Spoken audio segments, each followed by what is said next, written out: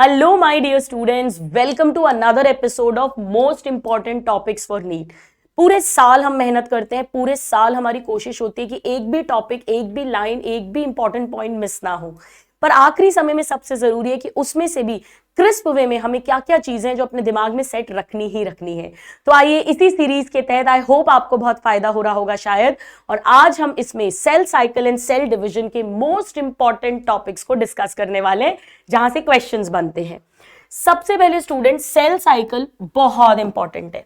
Cell cycle is very very important. यहां से काफी ट्रिकी क्वेश्चंस भी बनते हैं सेल साइकिल से। देखिए ध्यान से समझिएगा, जो मुझे आपको मोस्ट इंपॉर्टेंट बताना है, G1, S, G2 और M फेज, ये तो आप सब जानते ही हैं। G1 फेज में मैक्सिमम साइटोप्लाज्मिक ग्रोथ होगी, एटीपी बनेगी, आगे भविष्य के लिए सारे आरएनए, प्रोटीन्स, वो सब कुछ इसमें बनेंगे। ये लॉन्गेस्ट फेज है और यही डिसीजन लिया जाता है सेल के डिवीजन का। यहीं से G0 में या तो सेल जाएगा G0 यानी क्वाइसेंट स्टेज में, या आगे S की तरफ बढ़ेगा। एस स्टेज में ध्यान रखिएगा कि एस स्टेज में डीएनए रेप्लिकेशन होगा, डीएनए के साथ हिस्टोन प्रोटीन की डबलिंग होगी यानी क्रोमैटिन का डुप्लीकेशन होगा, और सेंट्रियोल्स का डुप्लीकेशन होगा साइटोप्लाज्म में। एक पॉइंट बहुत इंपॉर्टेंट आपको बताना था, वो ये कि एनसीईआरटी क्लियरली लिखती है कि एस फेज के अंदर डीएनए डबल होता है, DNA amount doubles, but chromosome number remains same. एक जगह तो ये लिखा है थ्योरी में, और एक जगह ये लिखा हुआ है कि क्रोमोसोम का भी डुप्लीकेशन होता है। इस बात को एक बार में समझ लो, इसमें कोई कंफ्यूजन नहीं है। देखो सपोज करो ये एक क्रोमोसोम है, अभी तो क्रोमैटिन के धागे के रूप में है टोटल डीएनए। अगर भविष्य में क्रोमोसोम बनता तो ऐसा क्रोमोसोम बनता जिसमें इतना डीएनए होता, मान लो 2 किलो। तो जब एस फेज में ये डीएनए डबल हो गया, तो अब जब भविष्य में क्रोमोसोम बनेगा तो ऐसा क्रोमोसोम बनेगा जिसमें 2 किलो यानी 4 किलो डीएनए हो गया। तो डीएनए यहाँ 2C था तो 4C 4C हो गया, लेकिन क्रोमोसोम तो अभी भी 1 ही काउंटेड है। इसे भी 1 क्रोमोसोम बोलेंगे, इसे भी 1 क्रोमोसोम। यहां बोलेंगे ये 1 क्रोमोसोम विद 2 सिस्टर क्रोमैटिड्स है जो अटैच्ड है सेंट्रोमियर पर। तो फंडा अच्छे से क्लियर हो गया। तो हम क्रोमोसोम डुप्लीकेशन कह दो, चाहे कहो क्रोमोसोम नंबर रिमेन सेम, ये इंपॉर्टेंट फंडामेंटल है जो हमको आना चाहिए। नाउ इसके बाद G2 फेज में ट्यूब्यूलिन प्रोटीन बनता है, फ्यू सेल ऑर्गेनेल्स का डुप्लीकेशन होता है, पर मोस्ट सेल ऑर्गेनेल्स का डुप्लीकेशन G1 में होता है। सबसे इंपॉर्टेंट G0 पे बहुत क्वेश्चंस आते हैं। G0 क्वाइसेंट स्टेज है, एग्जिट G1 हो गया है, सेल साइकिल से एग्जिट हो गया है, टेम्पररी या परमानेंट कुछ भी हो सकती है ये एग्जिट। हार्ट मसल सेल जैसे इसका एग्जाम्पल है, और प्लांट्स के अंदर जैसे परमानेंट टिश्यू है, वो यही तो टिश्यू है जो G0 में चले गए हैं। Parenchyma, collenchyma, sclerenchyma, xylem, phloem, ये सब वही है जो G0 G0 में चले गए हैं। ये कहते हैं हम आलसी नहीं है, हम काम करेंगे, हमको हमारा काम बता दो, वैसा स्वरूप दे दो और हम काम करेंगे। पानी कंडक्ट कराना है, हमें लंबा कर दो, हमारी सेल वॉल डेड कर दो, हमें लिग्निफाइड कर दो, हम पानी कंडक्ट करेंगे। फ्लोएम बनाना है, हमें सीव ट्यूब बना दो, हमारा न्यूक्लियस गायब कर दो, हम अपनी बहन कंपेनियन सेल की मदद से फिर खाना ट्रांसपोर्ट करेंगे। पर हम डिवाइड नहीं करेंगे। Do not proliferate but they are metabolically active. NEET में यहां से बहुत बढ़िया क्वेश्चन आते हैं। Exit G1, exit cell cycle, and at the end of G1 phase, G0 से रिलेटेड कुछ भी आएगा ना तो G1 में ही डिसीजन लिया जाता है कि G0 में जाया जाएगा या S में जाया जाएगा। ये बात ध्यान रखिएगा। अब 95% टाइम इंटरफेज है G1 S G2, 5% में M phase most dramatic phase आएगा, जहां पर एक्चुअली पहले न्यूक्लियर डिवीजन कैरियोकाइनेसिस और फिर साइटोप्लाज्मिक डिवीजन साइटोकाइनेसिस होगा। तो इस पर फंडे में क्वेश्चन आते हैं। इवन G1 S और G2 के सीक्वेंस पे भी क्वेश्चन पूछ लेते हैं, पर वो तो मेरे सारे चैंपियन स्टूडेंट्स को ऑलरेडी आता है, तो मुझे कुछ ज्यादा बताना नहीं है। अब हम आ जाते हैं माइटोसिस और मियोसिस पे। माइटोसिस में कैरियोकाइनेसिस में 4 स्टेजेस होंगी, प्रोफेज, मेटाफेज, एनाफेज और टीलोफेज। प्रोफेज में 3 घटनाएं घटेंगी। क्रोमैटिन कंडेंस होकर क्रोमोसोम बनाएगा, सेंट्रियोल डुप्लीकेट हो चुके हैं ऑलरेडी एस फेज में, वो ऑपोजिट पोल्स की तरफ मूव करके वहां पर आके स्पिंडल बनाएंगे, और तीसरा nuclear membrane, nucleolus, ER Golgi सब कुछ डिसअपियर होगा। कब? Late prophase, end of prophase में आके। ये बात ध्यान रखिएगा। नाउ प्रोफेज के मेटाफेज में क्या होगा? माइटोसिस के मेटाफेज में क्या होगा? माइटोसिस के मेटाफेज में जो प्रोफेज के बाद आएगा, इसमें जितने भी क्रोमोसोम्स हैं अच्छे बच्चों की तरह एक लाइन में इक्वेटर पे आके खड़े हो जाएंगे और सबके काइनेटोकोर के साथ स्पिंडल अटैच हो जाएगा। बस एनाफेज में सेंट्रोमियर टूटेगा और दोनों सिस्टर क्रोमैटिड बहनें अलग होंगी और इसी के कारण क्रोमोसोम का नंबर यहां पे डबल हो गया और इसीलिए जब टीलोफेज के बाद दो सेल बनेंगे तो दोनों में आधे आधे यानी पेरेंट के बराबर क्रोमोसोम जाएंगे। माइटोसिस में डॉटर सेल का डीएनए भी पेरेंट जितना है और क्रोमोसोम नंबर भी पेरेंट जितना है। तो यहां का जो एनाफेज है माइटोसिस का, उसमें ध्यान रखो सेंट्रोमियर टूटेगा, सेंट्रोमियर की ब्रेकिंग होगी और उसके कारण से sister chromatids of chromosome separate, move to opposite poles and telophase is just opposite of prophase. Prophase में क्रोमैटिन ने गाढ़ा कंडेंस होके क्रोमोसोम बनाया था, या क्रोमोसोम क्रोमैटिन बना देंगे, they will lose their identity. Prophase में स्पिंडल फॉर्म हुआ था या स्पिंडल डीजनरेट हो जाएगा। प्रोफेज में ER Golgi nuclear membrane nucleolus disappear हुआ था, यहां पे रीअपियर हो जाएगा। चलो अब आ जाओ, हम आ जाते हैं मियोसिस में। ये तो हमने माइटोसिस में बात की, ठीक है। अच्छा, साइटोकाइनेसिस में तो आपको पता ही है कि पेड़ों के अंदर साइटोकाइनेसिस सेंटर से पेरीफेरी जाएगा सेल प्लेट के थ्रू, क्योंकि सेल वॉल रिजिड है, और एनिमल्स में बाहर से अंदर की तरफ आएगा excuse me my dear students, groove method के थ्रू, क्योंकि प्लाज्मा मेम्ब्रेन फ्लेक्सिबल है। सेल प्लेट में माइक्रोट्यूब्यूल्स का रोल है और एनिमल्स के अंदर माइक्रोफिलामेंट्स एक्टिन के धागों का रोल है। नाउ ध्यान रखिएगा, सेंट्रीपीटल और सेंट्रीफ्यूगल वर्ड याद कराऊं, जिंदगी में कभी नहीं भूलोगे।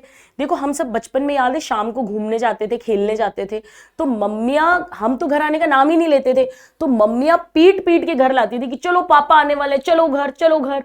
तो मम्मी हमें पीट पीट के बाहर से अंदर लाती हैं घर के। मम्मी पीट पीट के, यानी सेंट्रीपीटल बाहर से अंदर, बाहर से अंदर अगर होगा ग्रूव मेथड तो सेंट्रीपीटल, और दूसरा अंदर से बाहर सेंट्रीफ्यूगल हो जाएगा। अब तो जिंदगी में कभी नहीं भूलने वाले हो। चलो अब मियोसिस 1 और मियोसिस 2 में बड़ा कंफ्यूजन होता है स्टूडेंट्स को। Meiosis 2 is equal to mitosis, बिल्कुल माइटोसिस जैसा है, पर बस एक अंतर है कि इसके पहले जब इंटरकाइनेसिस होगा उसमें एस फेज में डीएनए डबल नहीं होगा, एस फेज नहीं होगा, बस इतना सा अंतर है। 2 बार सेल डिवाइड करेगा, 2 बार न्यूक्लियस डिवाइड करेगा, पर डीएनए रेप्लिकेशन डुप्लीकेशन एक ही बार होगा इसके पहले। अब मियोसिस 1 और मियोसिस 2 में से मुझे मेन आपको एक तो प्रोफेज 1 के बारे में थोड़ी सी बात करनी है। प्रोफेज 1 में 5 सब स्टेजेस हैं। सबसे पहले लेप्टोटीन, लेप्टोटीन तो बुके स्टेज है, आप सबको पता ही है। देन जाइगोटीन, देखो जाइगोटीन कैसे याद रखोगे, ये Z है, इसका उल्टा कर दो, यानी इसमें साइनैप्स बनता है। साइनैप्स का मतलब होमोलोगस क्रोमोसोम का लेटरल पेयरिंग हो जाएगी, बीच में साइनैप्टोनीमल कॉम्प्लेक्स बन जाएगा, तो जाइगोटीन साइनैप्स याद रहेगा। चलिए इसके बाद आएगा पेकाइटीन स्टेज।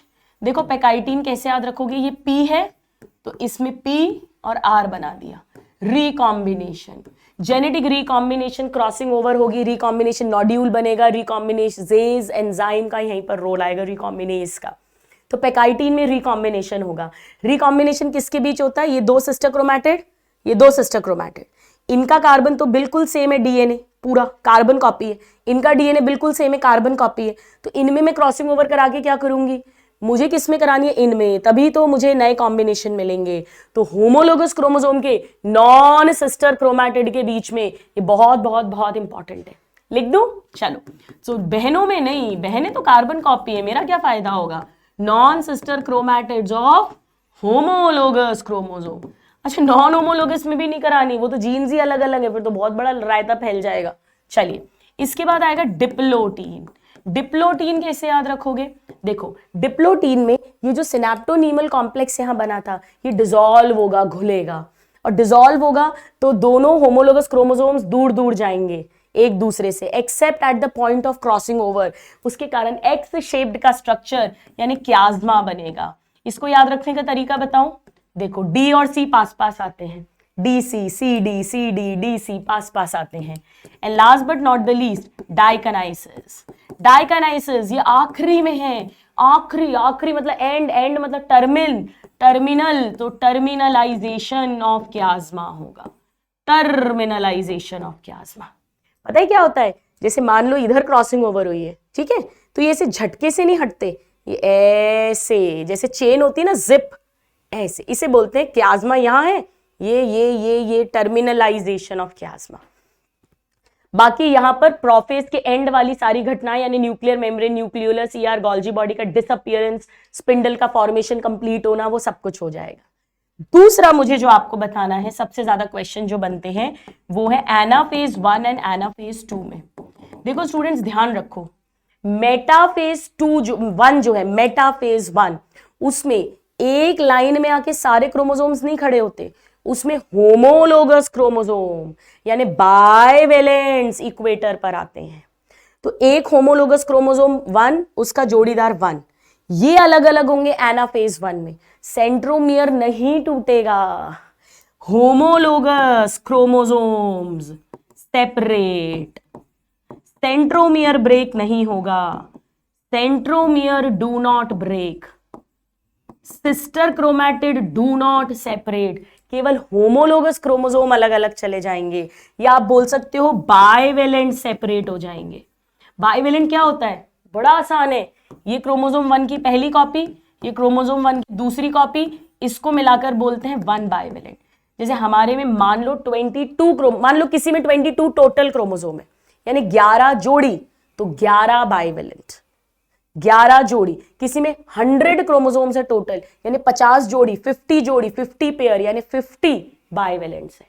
और इसी बाइवेलेंट को, क्योंकि इसमें टोटल 4 क्रोमैटिड्स हैं, इसे ही टेट्राड भी बोल देते हैं।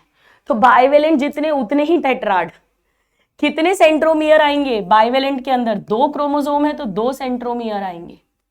और क्रोमैटिड्स कितने आएंगे, 1 2 3 4 क्रोमैटिड्स आएंगे।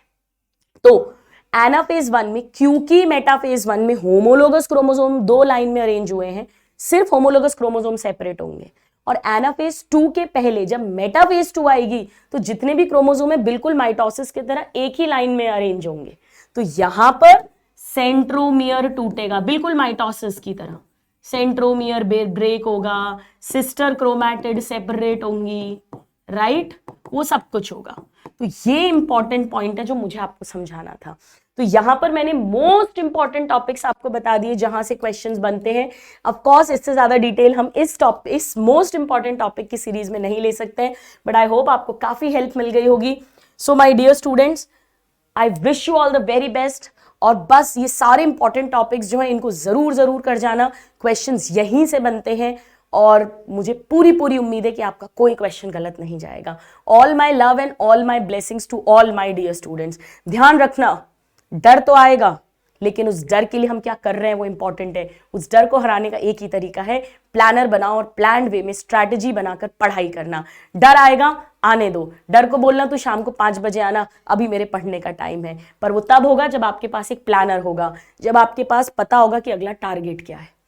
बिना टारगेट के पढ़ाई करना वैसे ही है जैसे बिना चिट्ठी के, बिना एड्रेस के चिट्ठी को पोस्ट कर देना, वो काम नहीं करना है, वो कहीं नहीं पहुंचने वाली। ऐसे ही बिना प्लानर के पढ़ाई करना वैसे ही है कि पूरा समय बर्बाद कर देना। तो चलिए इस चैप्टर को अच्छे से करिएगा, मिलते हैं अगले MIT में। Thank you and God bless you all, love you all.